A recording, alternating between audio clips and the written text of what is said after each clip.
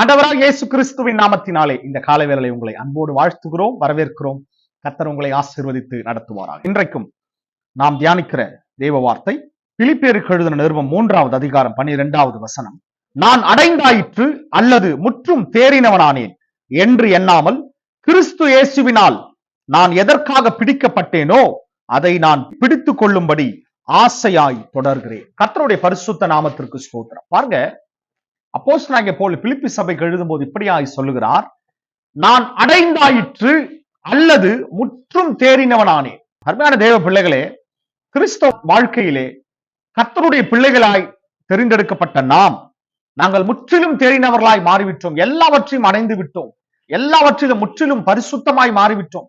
முழு ரட்சிப்பு, முழு நீதி எல்லாவற்றையும் நாங்கள் முற்றும் தேறினவர்களாய் கிடையவே கிடையாது. கர்த்தருடைய வார்த்தை சொல்லுகிறது. கவனிங்க, அப்போஸ்தலனாகிய பவுல் இந்த பிலிப்பி சபைக்கு எப்படியா எழுதுகிறார் பாருங்க. முற்றும் தேறினவனானேன் என்று எண்ணாமல். இது அவரை குறித்து மாத்திரமல்ல, தேவனுடைய பிள்ளைகளாகிய நாம் முற்றிலும் பரிசுத்தத்துல ஒரு திருப்தி, இதோட நாங்க எல்லாவற்றையும் பெற்றுக்கொண்டோம், போதும், இதோட நாங்கள் பரிசுத்தத்தில் நிறுத்திக் கொள்ளுகிறோம், ரட்சிப்பை நிறுத்திக் கொள்ளுகிறோம். இது தேவனுக்கும் பிரியமல்ல, இது உண்மையான கிறிஸ்தவ வாழ்க்கையும் அல்ல. அருமையான தேவ பிள்ளைகளே, ஏனென்றால் கவனிங்க, கர்த்தருடைய வார்த்தை சொல்லுகிறது பாருங்க. கீழே சொல்லுகிறார் அவர், கிறிஸ்து இயேசுவினால் நான் எதற்காக பிடிக்கப்பட்டேனோ.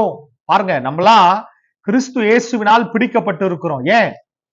பிசாசு நம்மளை எங்கெங்கயோ ஓட வச்சிருந்தான், ஏதேதோ காரியத்துல ஓட வச்சிருந்தான், அவருக்கு பிரியமில்லாத இடங்களிலே ஓட வச்சிருந்தான்.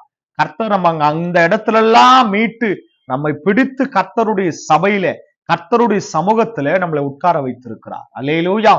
நம்மளை கர்த்தருடைய ஊழியத்தை செய்ய வைத்திருக்கிறார். கவனிங்க, நான் எதற்காக பிடிக்கப்பட்டேனோ அதை நான் பிடித்துக் கொள்ளும்படி ஆசையாய் தொடர்கிறேன். இதுதான் முக்கியம். கவனிங்க, தேவனுடைய சமூகத்திலே நான் எதற்காக அழைக்கப்பட்டேன்?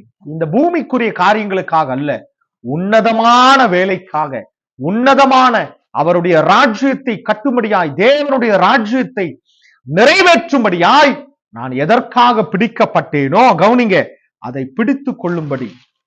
அப்ப இந்த பூமியிலே, இந்த உலகத்திலே நான் என்ன சம்பாதித்தேன், நான் என்னத்தை பிடித்துக் கொண்டேன், என்னத்தை எல்லாவற்றையும் நான் தெரிந்து கொண்டேன் என்பதாக அல்ல. அருமையான தேவ பிள்ளைகளை கவனிங்க, நம்முடைய வாழ்க்கை இந்த பூமியோடு அல்ல, பரலோக ராஜ்யத்தின் தேவனுடைய ராஜ்யத்தை நிறைவேற்றும்படியாய், தேவனுடைய ராஜ்யத்துல அநேக ஆத்துமாக்களை, கூட்டத்தை நான் கொண்டு வரும்படியாய் நான் எதற்காக பிடிக்கப்பட்டேனோ அதை நான் பிடித்துக் கொள்ளும்படியா. அப்ப நான் எதை பிடிக்கணும்?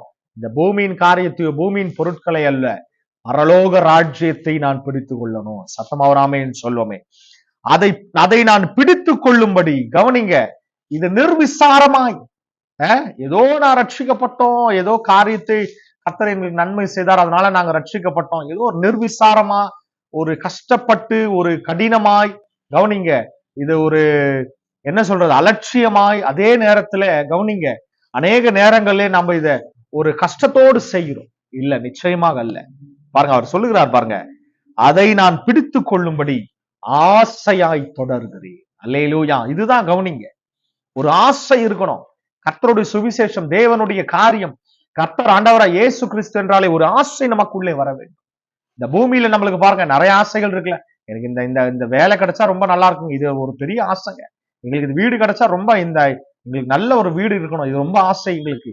இந்த பொருள் கிடைச்சா எங்களுக்கு ரொம்ப நல்லா இருக்கும், ரொம்ப எவ்வளவு ஆசைகள் இருக்கு.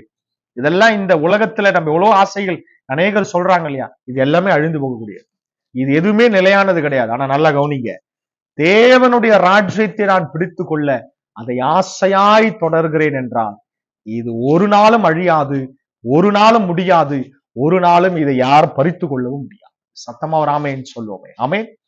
பாருங்க, ரட்சிப்பிலே, பரிசுத்தத்திலே நாம் திருப்தி அடைந்து ஜபத்திலே நின்று விடாதபடிக்கு, ஜபத்திலே நான் திருப்தி அடைந்து இதோட போதும், நிறுத்தி கொள்ளலாம், எல்லாம் நாங்கள் முற்றிலும் தேறினவர்களாய், முற்றிலும் நாங்கள் அடைந்து விட்டோம், நிச்சயமாகவே கிடையாது. தேவ பிள்ளைகளே, நாம் ரட்சிக்கப்பட்ட புதுசுல நம்முடைய ஜபங்கள் எப்படி இருந்தது? 2 மணி நேரம் 3 மணி நேரம் நல்லா ஜபிப்போம், நல்லா வேதம் வாசிப்போம். ஆனா இப்ப பாருங்க, குறைந்திருக்கும். ஏன்? கர்த்தருடைய எல்லா ஒரு லெவலுக்கு மேல நாங்க எல்லா பைபிள்லாம் படிச்சுட்டோங்க, 4-5 முறை படிச்சுட்டோம், எல்லாமே எங்களுக்கு தெரியும், எல்லாமே தெரிந்து கொண்டோம், எல்லாவற்றும் நாங்கள் ஓரளவுக்கு தெரிஞ்சிட்டோம், போதும், இதோட நிறுத்திக் கொள்றோம்.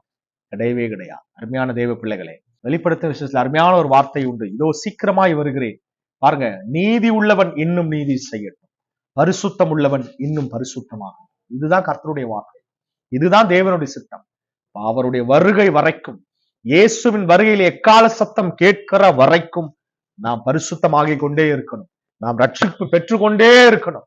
உண்மையாகவே அவருக்கென்று நாம் தேறிக்கொண்டே இருக்கணும். ஆமென்.